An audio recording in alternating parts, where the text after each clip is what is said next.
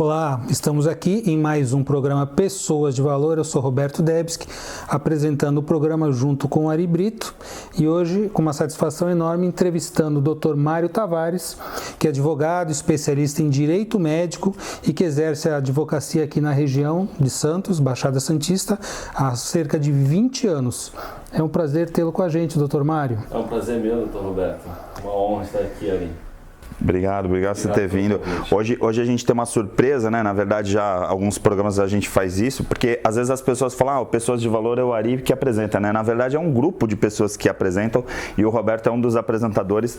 Então, hoje, por exemplo, o Roberto abriu o programa, né? Bem legal ver isso, porque tem essa troca. Às vezes, inclusive, já teve programas que você apresentou sozinho, né? Normalmente, os programas, quando tem personalidades internacionais, a gente, para não ficar tendo que ficar traduzindo nem nada, né? A gente põe legenda, aí o Roberto já faz direto, que são os programas top aí que a gente faz, né? E aí mais um bom programa aí com esse assunto que é legal, né? E assim, você falou essa questão do advogado, tudo, ele é super conhecido no meio político, né? Eu que trabalho na TV também já o conheço, né? A gente tem aí essa questão da Câmara e tudo mais, mas também tem um outro lado que é legal falar, que também é essa coisa do conhecimento sistêmico que você tem, né? É assim que eu estou adquirindo, digamos assim, né? Eu participo de grupos de estudo, faço o curso de consciência sistêmica e é interessantíssimo porque isso acaba se aplicando na sua vida como um todo, inclusive profissionalmente na visão dos casos que aparecem no escritório, né? Como você falou, quando a gente adquire um novo campo de conhecimento e aquilo faz um sentido, a gente consegue trabalhar com essa nova dinâmica, esse novo campo em tudo. Geralmente a gente começa na nossa vida pessoal, entendendo as dinâmicas e depois leva isso para o trabalho. Se você puder já falar sobre isso, o que impactou na sua vida o conhecimento sistêmico? Na visão sistêmica é assim, que primeiro que as pessoas que procuram fazer o curso ou que procuram participar nos grupos de estudos, elas sempre, digamos assim, imaginam que não tem problemas, né? Elas não conseguem enxergar os seus problemas pessoais, as relações não saudáveis que praticam. E a partir do momento que você consegue se aprimorar, né, estudar, ler, se apropriar um pouco mais do assunto, você consegue perceber que essa visão te traz de um lado da vida para outro. Então, quando você parte para esse outro lado com essa nova visão do todo, isso acaba fazendo com que você reconheça quais suas atitudes não estão saudáveis, né, dentro das suas relações, reconheça de que forma você consegue alterá-las, porque a gente também tem uma limitação, né? Nós não saímos de qualquer curso ou qualquer conhecimento, não traz uma salvação a todos, né? Assim, a gente precisa também estar disposto a conhecer o novo, né? E isso se aplica a todas as profissões. Eu vejo lá no curso assim, médicos, psicólogos, dentistas, advogados, normalmente advogadas, né? Normalmente mulheres, né? Isso é uma curiosidade, né, doutor Roberto? As pessoas que fazem esse tipo de estudo, normalmente, em sua grande maioria, são mulheres. Alguma razão específica? Assim. Olha, eu costumo brincar para provocar um pouco as mulheres, que os homens já são muito bem resolvidos. Mas é claro que isso é uma grande mentira. A questão que eu vejo é que as mulheres têm muito mais esse olhar, né? A mulher é geradora de vida, ela sabe que dentro dela, gerando uma vida, a responsabilidade daquilo, ela consegue, acredito que tem uma ampliação da consciência já aí, né? Quando ela está aberta para isso. Então, a busca da mulher pelo autoconhecimento, a questão de estar em contato com o emocional, o homem às vezes trava um pouco isso por conta da educação machista, que claro vem mudando, mas ainda é muito forte no mundo, né? Então isso aproxima as mulheres mais da abertura emocional e da busca, né, por se conhecer, se relacionar melhor. O homem tem um pouco mais de dificuldade para isso, vem se abrindo ao longo do tempo, mas é uma verdade que você colocou, né? Na própria turma que você faz, acho que são 2 homens, se eu não me engano, né? E tem muito mais mulheres. Eu já formei, estou terminando a 7ª turma de formação do Consciência Sistêmica, entre Santos e São Paulo, 7 turmas, aproximadamente 150 alunos já passaram, se não me engano, quase 200 alunos, né? E eu diria que mais de 90% são mulheres.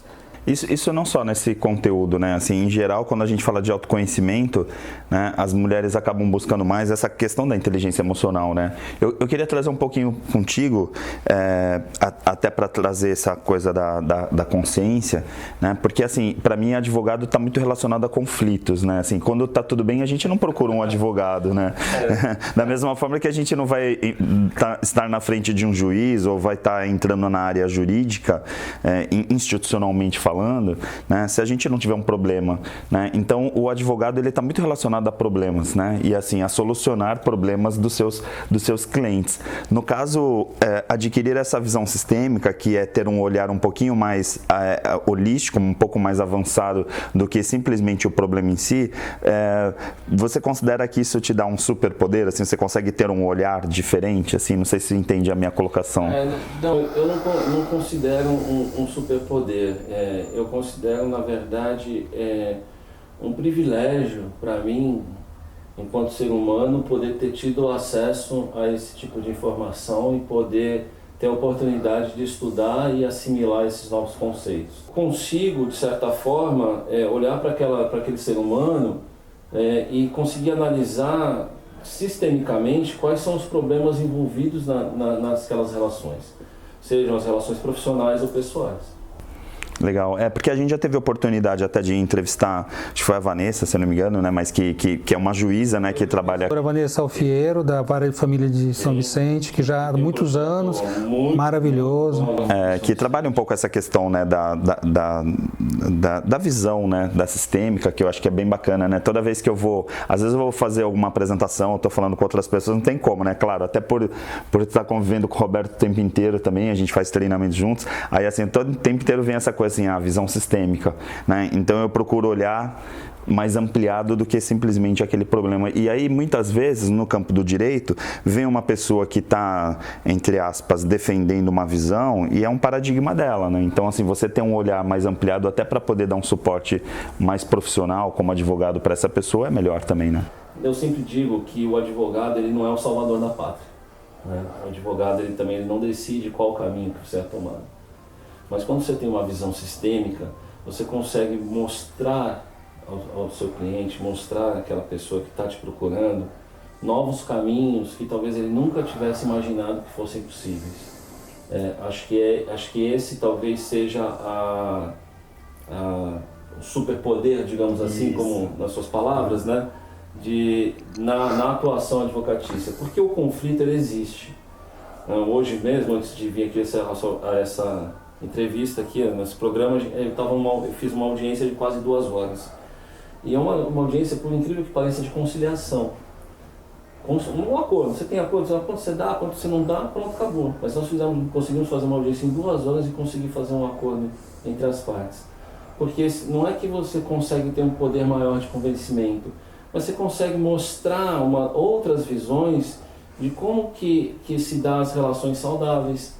Porque muitas vezes o conflito, e a gente sabe, o judiciário, até por questões internas e sistemáticas do nosso judiciário brasileiro, ele não consegue dar solução às demandas. Por isso, né, complementando, é interessante essa colocação, doutor Mário, porque muitas vezes a solução judicial, a solução jurídica não resolve a questão inicial. Ela pode dar um veredito, vai fazer isso, vai ficar assim, a família separou isso, o dinheiro vai ser aquilo, mas isso não traz um consenso de harmonia entre as partes. O conflito continua e às vezes se potencializa, com mais sensação de injustiça, porque a pessoa sempre que vai procurar um advogado, em geral, naquela visão tradicional, e acho que até o advogado tradicional que é educado para o conflito, então ele vai comprar a briga do seu cliente, o seu cliente é uma vítima e o outro é o vilão do triângulo dramático, né?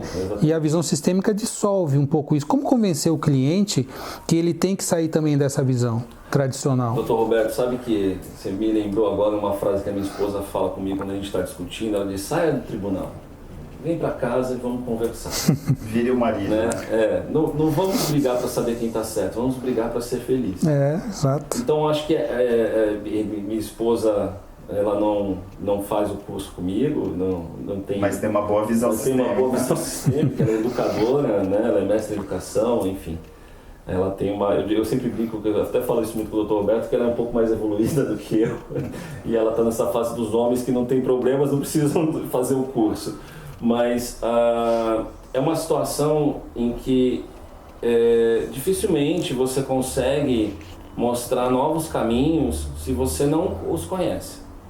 Então, é preciso que se tenha muito estudo e muita bagagem de experiência, não só de tribunal, de conflitos, mas muita experiência de casos em que você consiga demonstrar com exemplos práticos que aquela decisão que está sendo tomada ali pode ser decisiva para o futuro daquela família inteira. Então, assim, um grande exemplo que o senhor mencionou sobre injustiça são os casos de divórcio, direito de família, né, pensão, em que você entra com uma demanda judicial e aquilo se arrasta e as partes não chegam numa composição. E aí um juiz decide, a outra parte recorre, isso fica anos e ambas as partes se sentem injustiçadas. E elas se sentem injustiçadas justamente porque elas estão nesse triângulo dramático. Elas, geralmente, né, não vamos também colocar como 100%, mas geralmente um se coloca numa posição de vítima, o outro faz a mesma situação e enxerga o outro como um acusador e fica esperando o salvador da pátria, que é o juiz, que não é um salvador da pátria. Uhum. E muitas vezes esse tipo de processo, ele demanda tanto tempo que aí o salvador da pátria tem que ser o advogado. Só que esse advogado também não tem a salvação. A salvação está neles mesmos. Né? Eles precisam se autoconhecer e tentar encontrar um caminho que haja felicidade. E a felicidade não é necessariamente aquilo que eu gostaria que acontecesse. Esses dias, talvez um caminho do meio, né? Um caminho do equilíbrio que vai ficar. Posso dar um exemplo claro. Sobre má e boa consciência? Uhum. Não sei se cabe, mas acho que é bem interessante as pessoas ouvirem. Então, eu tenho um caso no escritório de um inventário em que o pai faleceu e a família tem uma propriedade que é alugada por uma empresa de um dos filhos. E esse aluguel é que gera renda para a viúva, para a sobrevivência dela. É um aluguel assim, um valor bem razoável. E aí uma das outras filhas quer que esse aluguel seja maior. Mas quem é que vai pagar esse aluguel? É a empresa do filho, que por sua vez sempre ficou ali, não porque seja a melhor propriedade do mundo para ele ter sua empresa, mas porque ali pelo menos ele gerava renda para os pais. Antes ele ter a garantia de pagar e receber do que outros que já tinham dado vários problemas. Sim. E olha só o conflito, eu tive uma reunião com esse filho e falei, siga sua má consciência. Você não precisa ficar a vida inteira sustentando sua família, ser o salvador da pátria da família inteira e manter a sua empresa aí. Você pode sair. Escolha, faça a sua escolha. Porque ele de certa forma... Mistura o pessoal com o profissional. Mistura o pessoal com o profissional, mas ele tem ele ainda está preso nessa boa consciência. E eu falei para ele quando teve essa última reunião, que eu falei para ele, você está tendo uma oportunidade. Aí que vai falar mais alta lealdade com os pais, né, Roberto? É importante talvez falar o que é boa consciência e má consciência para as pessoas entenderem um pouco, né? Para as pessoas para quem está nos assistindo, né? Segundo a visão sistêmica. Segundo a visão sistêmica, a boa consciência é aquela que te mantém confortável com os seus antepassados, né? Com os seus familiares, com os seus valores da família. Os valores da família. Então, quando você rompe com isso e passa a seguir os seus próprios valores, você segue a sua má consciência. Não é porque ela é ruim, ela é ruim, saudável. Mas porque ela é uma relação saudável e você vai passar a não repetir aqueles comportamentos da sua boa consciência, que são os valores da sua família de origem. Muito bom. Esse assunto, bom, para mim é super interessante, né? Bem, explicou muito bem, tá ótimo no curso. E Pessoas de Valor vai voltar já para continuar com esses assuntos do direito sobre a visão sistêmica. Um instantinho, voltamos já.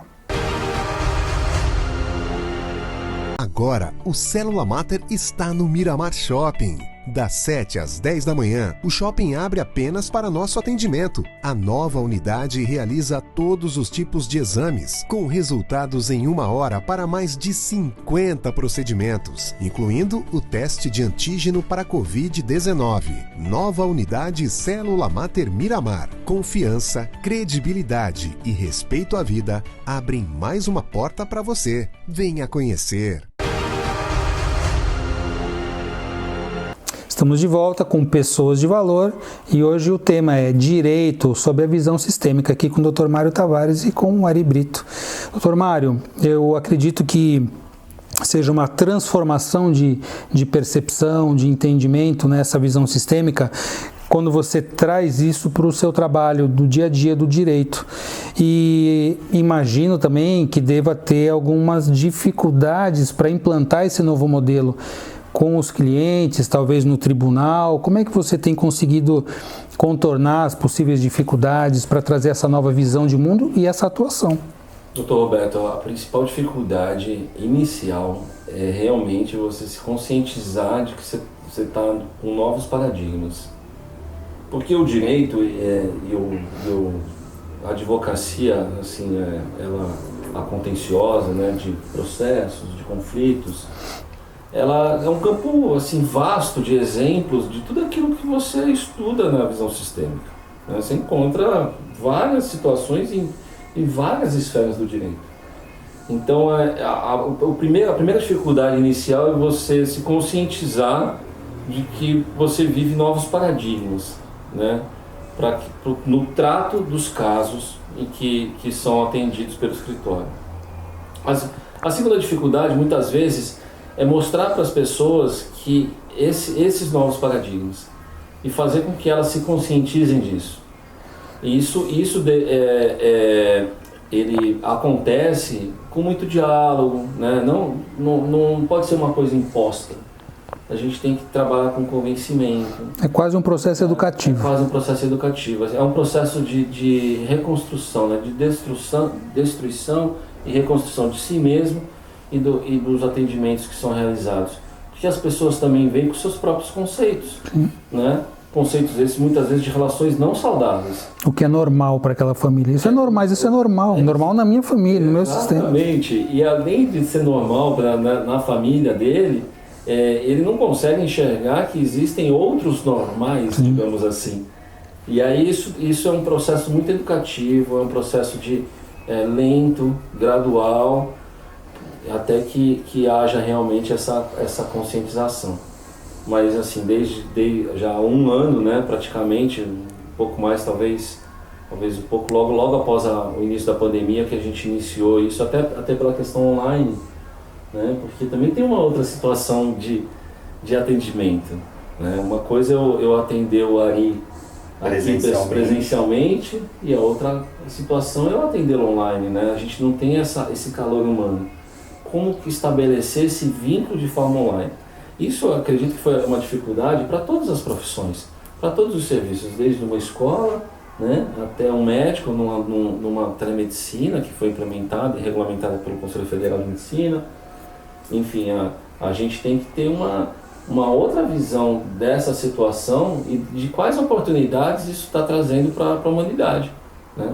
E tentar fazer com que isso traga benefícios para eu tenho trabalho, enfim. Eu tenho alguns colegas seus que por trabalhar na universidade, né, tô lá na Unisanta convivendo com vários professores, né, e a gente convive lá, e eu vi ontem até o professor Danilo Oliveira, né, falando sobre o QR Code na petição. Quer dizer, tem algumas coisas que vieram do mundo digital que também, de certa forma, estão mudando um pouco o paradigma da profissão, porque às vezes tem coisas que, de repente, eram de papel, que eram presenciais, tal, e agora no meio da pandemia você fala, e agora, como que vai fazer isso, né? Tem também essa outra mudança de paradigma, né? Realmente, eu tive uma situação agora recente de um caso em que se discutia direito de vizinhança, construção de prédios e situações de abalo a um imóvel. E a prova foi feita através de vídeos, e esses vídeos eram linkados no YouTube, numa conta fechada, e o link encaminhado ao juízo para que ele fizesse a sua leitura daquele vídeo. Isso é inimaginável no processo físico, por exemplo, né? A gente gravava um DVD, encaminhava um DVD, tinha um protocolo. Existe, inclusive, um provimento do Tribunal de Justiça sobre essa situação ainda, de se você entregar um pendrive, mas com a pandemia, o fórum fechado, essa impossibilidade de você fazer a prova, muitos advogados passaram a inovar e utilizar exatamente isso, um QR Code, utilizar links de YouTube, e fazer atendimentos com os advogados, os juízes têm feito isso, atendimentos também online. Porque antes da pandemia, se eu tivesse uma situação urgente que eu precisasse conversar com o juiz, eu teria que ir ao fórum, eu teria que verificar a disponibilidade da agenda dele, ou se fosse uma situação muito urgente, aguardar a realização de uma audiência para posteriormente ser atendido. Muitas vezes o juiz nem tinha acesso ao processo porque ele estava no seu gabinete.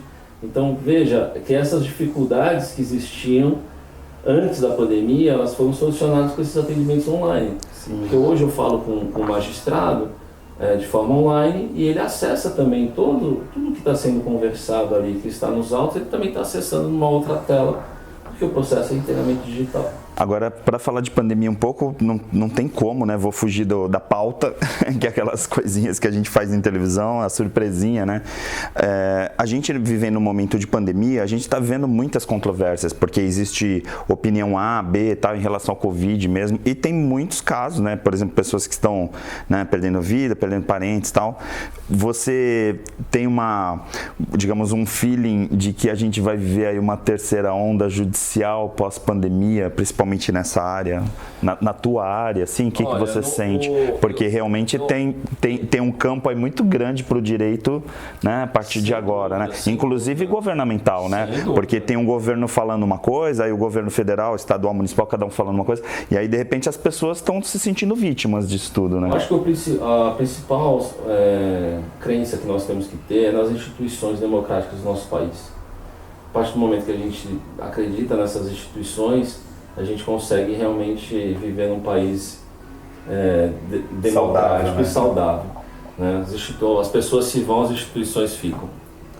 Então, há sim muita batalha judicial, principalmente quando há fechamento de comércio, em que os comércios, os serviços, eles brigam na justiça para que possam realizar suas atividades, porque é muito complicado dizer o que é essencial e o que não é essencial. Né? Essencial para, de repente, pro câmera aqui é realmente ter gravação para que ele possa ter o trabalho dele. Sim. Né? E essencial para um médico muitas vezes é poder atender no seu consultório.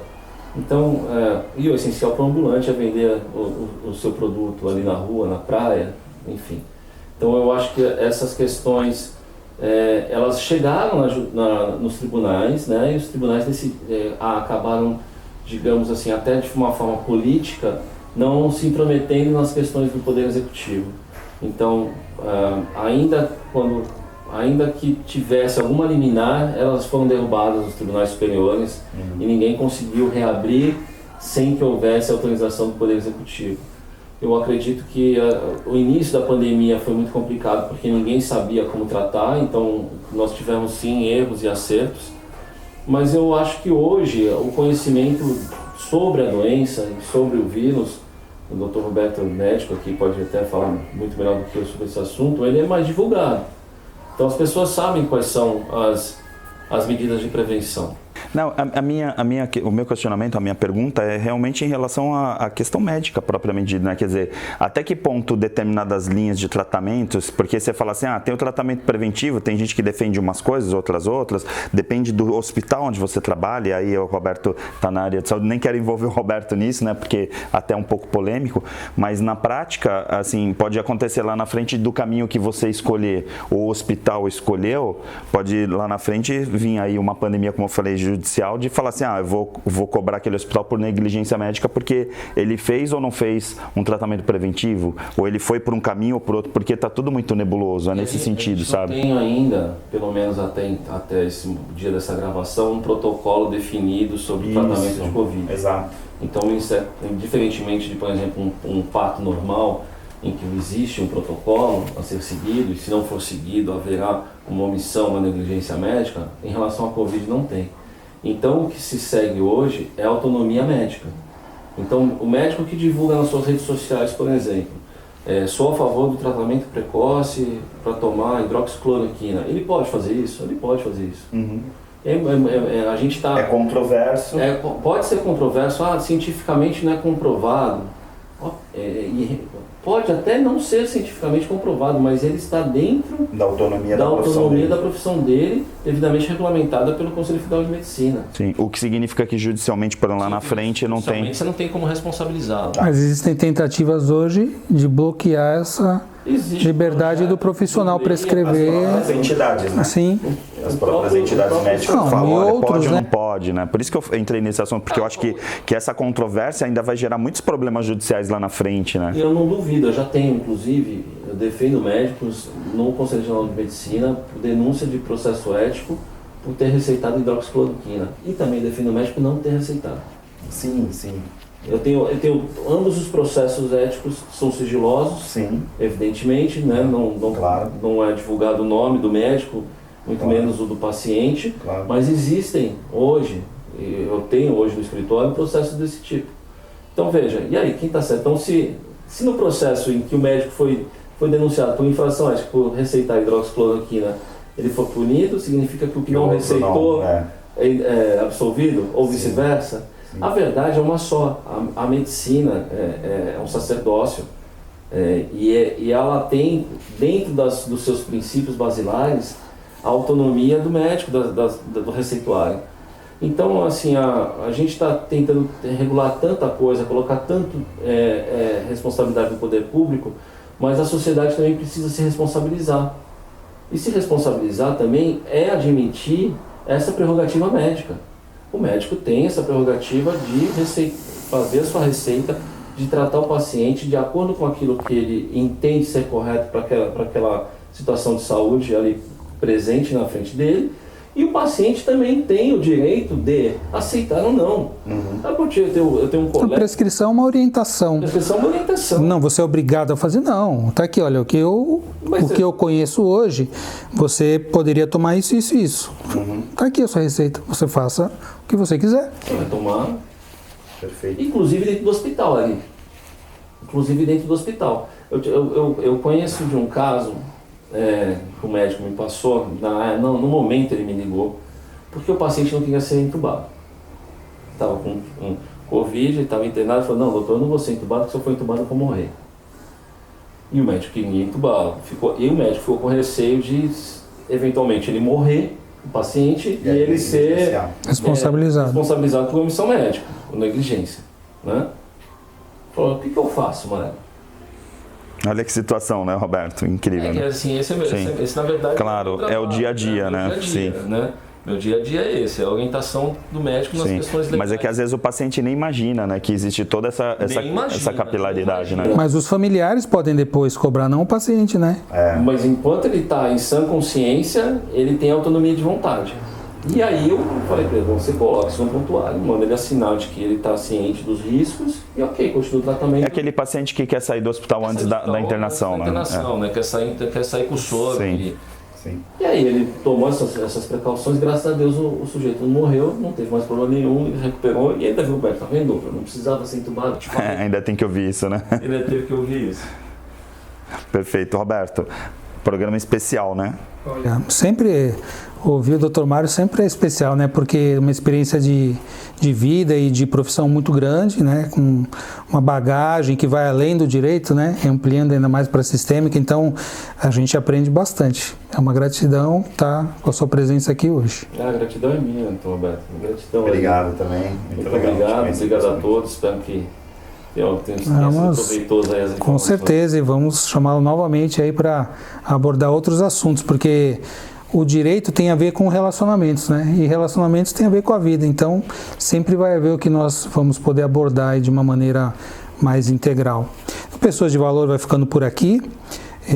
Semana que vem estaremos de volta. Se quiser assistir os programas nas nossas redes sociais, Santa Cecília TV no YouTube, todos os programas anteriores estão lá para você rever, para você compartilhar com os seus amigos, seus familiares. Pessoas de Valor volta semana que vem. Um abraço e até lá.